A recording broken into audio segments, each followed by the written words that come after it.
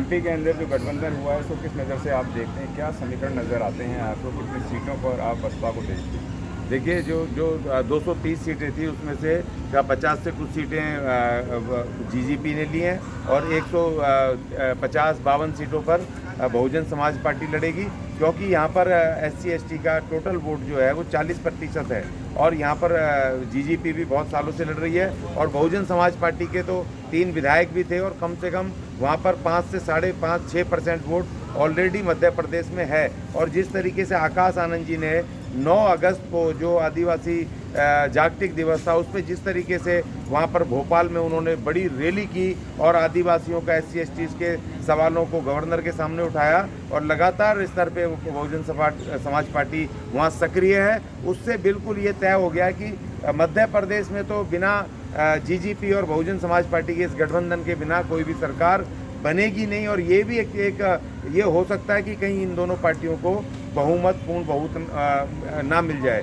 क्योंकि वहाँ पर टोटल 40% वोट SC ST का है और जो बाकी जो कमज़ोर तबके हैं OBC समाज के, उन जो सबसे कमज़ोर हैं, पाल समाज है या दूसरे समाज हैं, वो समाज भी उसके साथ आ सकते हैं इस गठबंधन को, क्योंकि बीजेपी और कांग्रेस से दोनों से परेशान है। और वहाँ OBC, अच्छा देखिए, OBC महासभा ने वहाँ घोषणा की है वहाँ पर मध्य प्रदेश में कि बीजेपी और कांग्रेस ने हमारे साथ छल किया है, एक बार बीजेपी एक बार कांग्रेस आ जाती है, इस बार हम बहन जी को सपोर्ट करेंगे। ये मध्य प्रदेश में OBC महासभा ने घोषणा कर दी है, ये लेटेस्ट न्यूज़ मैं आपको दे रहा हूँ। तो इसीलिए यहाँ पर मध्य प्रदेश में और छत्तीसगढ़ में जीजीपी और BSP का जो गठबंधन है, ये सरकार बनाने की तरफ बढ़ रहा है मजबूती के साथ। और वहाँ पर तेलंगाना में तो एक तरफ बनी रहा है वो RSS परवीन साहब, पूरी बहुजन समाज पार्टी बिना किसी गठबंधन के अपने लेवल पे सरकार बनाने की तरफ बढ़ रही है। क्योंकि आप लगातार बहन जी की बात करते हैं, बसपा की बात करते हैं, लेकिन बहन जी अपने स्टेटमेंटों पे कायम नहीं रहती हैं। उन्होंने कहा था कि अब हम लोग गठबंधन नहीं करेंगे, लेकिन छत्तीसगढ़ के अंदर उन्होंने गठबंधन कर दिया और MP के अंदर भी गठबंधन कर दिया। क्या कहना चाहेंगे? नहीं, देखिए, बहन जी ने ऐसा नहीं कहा था कि हम गठबंधन नहीं करेंगे। बहन जी ने प्रेस कॉन्फ्रेंस करके स्पेशल कहा था कि हम NDA, बीजेपी लेड NDA से गठबंधन, उसके में जो पॉलिटिकल पार्टियां उन पार्टियों से गठबंधन नहीं करेंगे। और जो तथाकथित ये पॉलिटिकल इंडिया बना है कांग्रेस के नेतृत्व में, उसमें जो पॉलिटिकल पार्टियां हैं, उन पार्टियों के साथ हम गठबंधन नहीं करेंगे। उन्होंने बोला कि हम गठबंधन करेंगे जो इन दोनों गठबंधनों से अलग क्षेत्रीय दल हैं, जो SC ST OBC माइनॉरिटी के लिए काम करते हैं, हम उन पार्टियों से, क्षेत्रीय दलों से, संगठनों से हम करेंगे। और वही बहन जी ने किया कि GGP गोंडवाना गणतंत्र पार्टी जो छत्तीसगढ़ में भी है, जिसका बहुत बड़ा वोट है और जिसका मध्य प्रदेश में भी बड़ा दखल है, तो उसके साथ, क्योंकि आदिवासियों की पार्टी है, आदिवासियों के लिए, ट्राइबल्स के लिए काम करती है, चुनाव लड़ती है और 1991 के बाद लगातार से संघर्ष में है, तो बहन जी ने उस पार्टी के साथ गठबंधन किया है। और ये बड़ा उन्होंने मास्टर स्ट्रोक है कि वहाँ छत्तीसगढ़ में उनका पहले से 10 से 12% बहुजन समाज पार्टी का कमिटेड वोट है और उनका भी इतना ही वोट है गोंडवाना गणतंत्र पार्टी का, वो कमिटेड वोट मिला करके ही इनका 22 से 23% हो गया। और बाकी देखिए, वहाँ मध्य प्रदेश में भी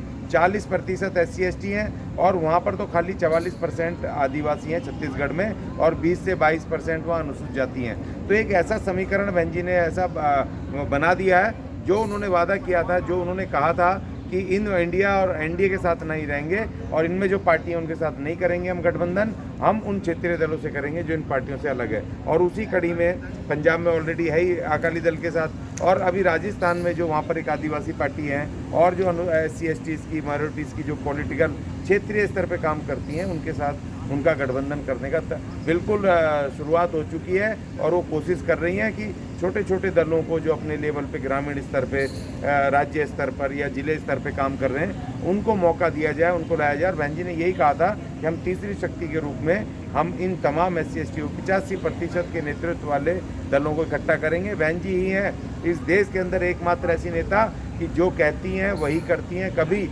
उन्होंने जो स्टेटमेंट दिया उसके विरुद्ध कभी नहीं जाती हैं, चाहे जैसी भी विकट परिस्थितियां हों। और बहन जी एकमात्र ऐसी नेता हैं जो पूरी से ईमानदार हैं और साफ छवि की हैं, एकमात्र नेता हैं पूरे भारत में जिनके ऊपर एक भी केस पेंडिंग नहीं है। कांग्रेस लगातार बहन जी के साथ अपने संपर्क साधने की कोशिश कर रही थी, कभी ट्विटर के माध्यम से, कभी अपना व्यक्तिगत किसी को भेजकर, यहाँ तक कि प्रियंका गांधी भी उनसे मिलकर आई हैं। सोशल मीडिया पर इस तरीके की खबरें लगातार दिखाई दी हैं।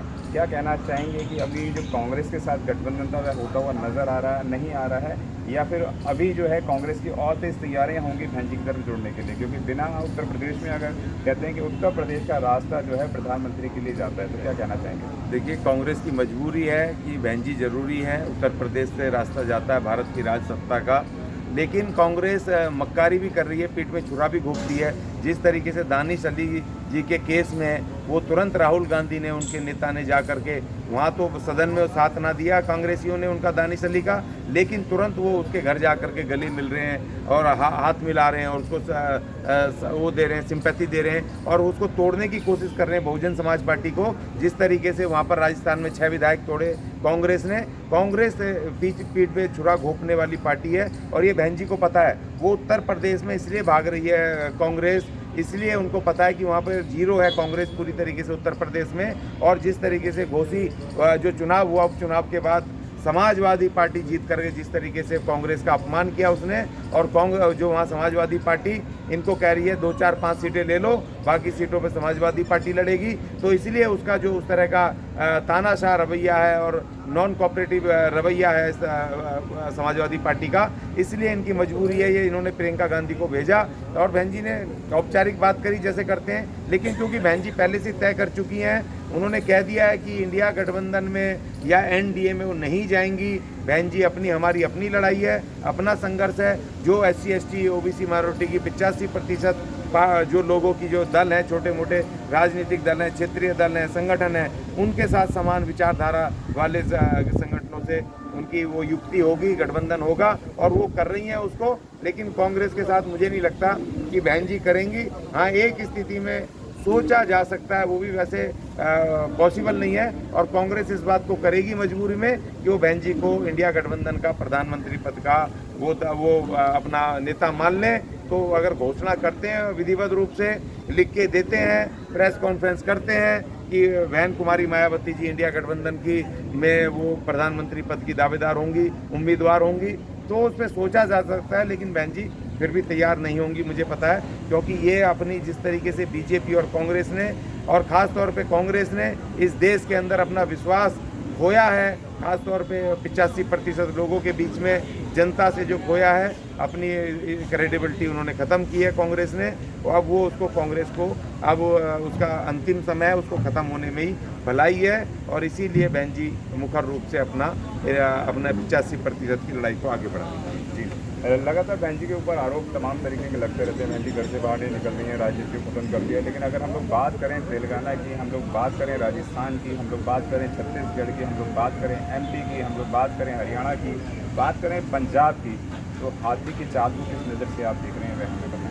देखिए, तेलंगाना से लेकर के और अभी जो राज्य हैं, चाहे मध्य प्रदेश हो, छत्तीसगढ़ हो और राजस्थान हो, अब हरियाणा में जैसे पहुँचे आकाश आनंद जी हाथी को सवारी करते हुए जिस तरीके से पहुँचे हैं, और उन्होंने जो अपना रुद्र रूप दिखाया, बहुजन समाज पार्टी के एक कार्यकर्ता को एक्टिव कर दिया, जो वोटर थे उनको एक्टिव कर दिया, जो उनके समर्थक थे, सिंपैथाइजर भी जो थे, जो उनको गलत प्रचार करके जो उन्होंने RSS बीजेपी ने और ये कांग्रेस ने और इनके चमचों ने जिस तरीके से उनको वो डेमोरलाइज कर दिया था, वो तमाम उनके अंदर एक्टिव आ गए, विश्वास पैदा हो गया। और जिस तरह से बहुजन समाज पार्टी का आकाश आनंद जी के नेतृत्व में जिस तरीके से वो पूरी तरीके से एक्टिव हुई है इन तमाम राज्यों में, उससे एक विश्वास पैदा हो गया। और देखिए, जहाँ तक बात है कि बहन जी घर से नहीं निकलती, 70-75 साल की हमारी बहन जी, अब हम चाहेंगे, हम जैसे निकम्मे लोग होंगे पार्टी के जो इतने सीनियर वरिष्ठ नेता को वो कहेंगे सड़कों पे हमारे साथ घूमो। हाँ, उसी तरीके से सोनिया गांधी तो रोज़ निकलती है ना,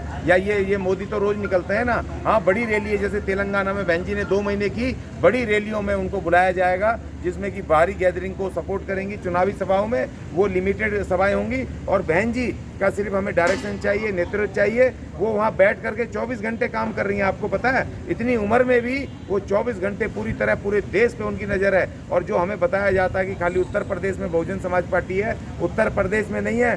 4 करोड़ के बराबर वोट है इलेक्शन कमीशन में बहुजन समाज पार्टी का पूरे देश में, कश्मीर से लेके कन्याकुमारी तक बंगाल में जिस तरीके से अभी 3 दिन पहले बंगाल के कलकत्ता में जिस तरीके से बहुजन समाज पार्टी ने वहाँ पर अपना बड़ा विशाल प्रदर्शन किया है, उससे समझ आ गया है कि राष्ट्रीय पार्टी इस बार 2024 के चुनाव में एक बड़ा उलटफेर करने वाली है। और जिस तरीके से बहन जी ने मास्टर स्ट्रोक जीजीपी के साथ गठबंधन करके और उन्होंने बता दिया है, चेतावनी दे दी है इन मनुवादियों को कि मनुवादियों सावधान, अब जो लड़ाई होनी है मनुवाद बनाम अम्बेडकरवाद, अर्थात मोदी बनाम माया, और कोई बीच में होगा नहीं। इसीलिए बहन जी ने साफ संकेत दे दिए कि इन मनुवादियों से कोई समझौता नहीं होगा, हमारी अपनी लड़ाई है, अपना संघर्ष है, और हमारे सत्ता में बहुजनों की सत्ता अब कायम होनी है। 78 वर्षों के बाद एक तरफा हमारी अपनी स्वतंत्र रूप से बहुजन समाज पार्टी की सत्ता कायम होगी। इसलिए बहन जी ने स्पष्ट कह दिया। और बोलने वाले भौंकने वाले तो बोलते रहते हैं विरोधियों का, उनको बोलने दो। और देखिए मजे की बात यह है, अब ये कांग्रेसी समर्थित मीडिया बहन जी के विरुद्ध अब मैदान में उतर गया। मोदी के आरएसएस के खिलाफ नहीं बोल रहे हैं। अब वो जो कांग्रेसी समर्थित मीडिया था, जब से बहन जी ने जीजीपी के साथ गठबंधन किया है, तब से एकदम से वो मैदान में आ गए। मैं देख रहा हूँ कल से लेके। और मजे की बात यह है कि वो जो अपने उसमें पैनल में बुला रहे हैं, वहाँ एंकर भी वो द्विवेदी, वहाँ पर वो बोलने वाला भी शर्मा, वो जो विपक्ष का है वो भी चतुर्वेदी, और जो दूसरे हैं विश्लेषक हैं वो भी सिंह, वही तिलक तराजू और तलवार से वर्गों के लोग ही वहाँ पर बैठ करके वही एनालिसिस कर रहे हैं। हमारा एनालिसिस बहन जी का, बहुजन समाज पार्टी का एनालिसिस वो कर रहे हैं। और हमारा कोई भी प्रवक्ता वो बुला नहीं रहे। बुलाओ ना हमें, जब तुम विश्लेषण कर रहे हो बहन जी के विरुद्ध, नकारात्मक वहाँ बातें भौंक रहे हो, तो हमें बुलाओ, हम तुम्हें जवाब देंगे वहाँ पर। वहीं पर चतुर्वेदी, अठुर्वेदी, ये सारे के सारे सर में बर में मिल करके, तुम ही तो विपक्ष में, तुम ही विश्लेषक, तुम ही एंकर, तुम ही सारे, और तुम भौंक रहे हो बहन जी के विरुद्ध,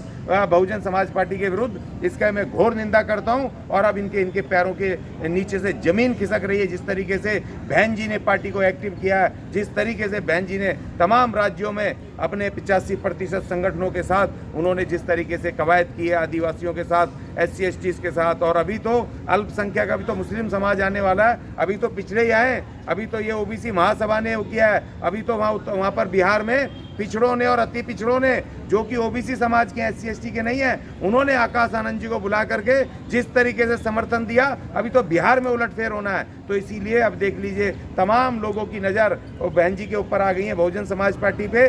कल पंजाब के निहंगों ने, वहाँ पर जो निहंग, जो धार्मिक हैं, कट्टर धार्मिक, उन्होंने कल ऐलान कर दिया कि सिर्फ और सिर्फ बहन कुमारी मायावती, अब चौतरफा लोग पार्टी की तरफ आ रहे हैं। और जो पार्टी के अभी जो विभीषण है, मैं उनसे अभी भी अपील कर रहा हूँ, भाई वापस आ जाओ, बहन जी की शक्ति बनो, बहन जी के विरुद्ध मत बोलो, आकर के बहन जी के साथ खड़े हो जाओ, क्योंकि आने वाला समय बहुजनों का है, बहुजन सत्ता कायम होगी 2024 में, मुझे पूर्ण विश्वास है। अशोक जी, जिस तरीके से बहन जी का जो डायरेक्शन है, जिस तरीके से आपने कहा कि नेतृत्व हमें चाहिए होता है, तो बहन जी का नेतृत्व बड़ा तर्कशील होता है। उन्होंने छत्तीसगढ़ के अंदर ऐसा कर दिया जो लोगों को अपेक्षाएं भी नहीं थी, उन्होंने MP में भी ऐसा कर दिया। लेकिन बहुत सारी जो छोटी छोटी पार्टियां थी बहुजन समाज की, वह नज़र नहीं आ रही हैं। इसको क्या कहना चाहेंगे जो तमाम पार्टियाँ? देखिए, जो बहुत सारे विभीषण पैदा किए थे वो लापता हो गए, क्योंकि अब तमाम लोग, अब जिस तरीके से हरियाणा में वो मंजीत नौटियाल जी जो मुखिया हैं उसके भीम आर्मी के, उन्होंने आकाश आनंद जी के साथ बैठ कर उन्होंने कहा भीम आर्मी पूरी तरह बहुजन समाज पार्टी के साथ है, और बहन कुमारी मायावती को वो प्रधानमंत्री बनाएंगे 2024 में, उसके लिए काम करेंगे। कोई शक्ति, उन्होंने कहा मंजीत नौटियाल ने, कि कोई शक्ति मुझे डरा नहीं सकती, और कोई नोट ऐसा बना नहीं जो मुझे खरीद सके। तो जब एक भीम आर्मी जैसी महाशक्ति, वो जब लल्लू पंजू पार्टी को छोड़ करके, और जब वो आ गए, जब बहन जी के समर्थन में BSP में जब आ गए खुले रूप से, तो कौन शक्ति रोकेगी? और जो छोटे मोटे वो जो दल थे, जो एक्सीडेंटल नेता थे, जो मीडिया के कारण नेता बन गए थे, वो हवा ही हो गए, लापता हो गए, अब कहीं नहीं दिखाई दे रहे हैं, और दिखेंगे भी नहीं। और 2024 के बाद तो विभीषणों का नामो निशान मिट जाएगा। अगर आपने अभी तक हमारा चैनल सब्सक्राइब नहीं किया है तो सब्सक्राइब करें, और घंटी का बटन बिल्कुल भी दबाना ना भूलें, ताकि सभी लेटेस्ट खबरें पहुंच सकें आप पे सबसे पहले।